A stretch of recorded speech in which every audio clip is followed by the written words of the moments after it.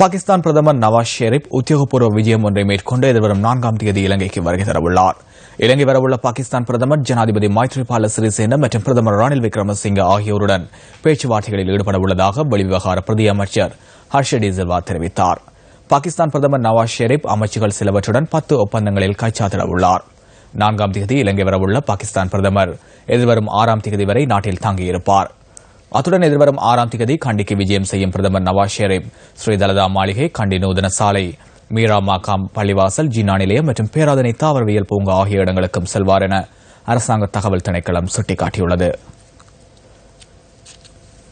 செய்திகளின் பார்வை அடுத்து. எக்கல பகுதியில் அமைந்துள்ள ஆடை தொழிற்சாலையில் நேற்றிரவு தீ பரவியுள்ளது. தீயணைப்பு படையினர் தீயினை கட்டுப்பாட்டுக்குள் கொண்டு வந்தனர்.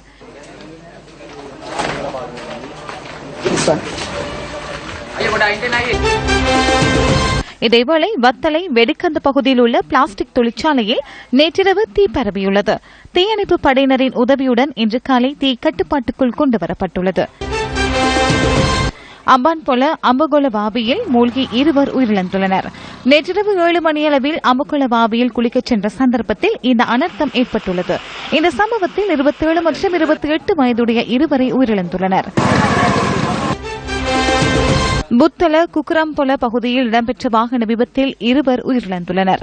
மோட்டார் சைக்கிள் வேக கட்டுப்பாட்டை இழந்து மின்கம்பத்துடன் மோதியதில் இந்த விபத்து இடம்பெற்றுள்ளதாக போலீஸ் ஊடக பிரிவு தெரிவித்துள்ளது. குக்குரம்பொல பெலபத்த பகுதியில் வசிக்கும் 20 மற்றும் 22 வயதுடைய 2 உயிரிழந்துள்ளனர். நோட்டன் பகுதியில் மலையிலிருந்து கீழே விழுந்து 18 வயதுடைய இளைஞர் ஒருவர் உயிரிழந்துள்ளார். போதையின் காரணமாக மலையிலிருந்து வீழ்ந்துள்ளதாக போலீசார் தெரிவிக்கின்றனர்.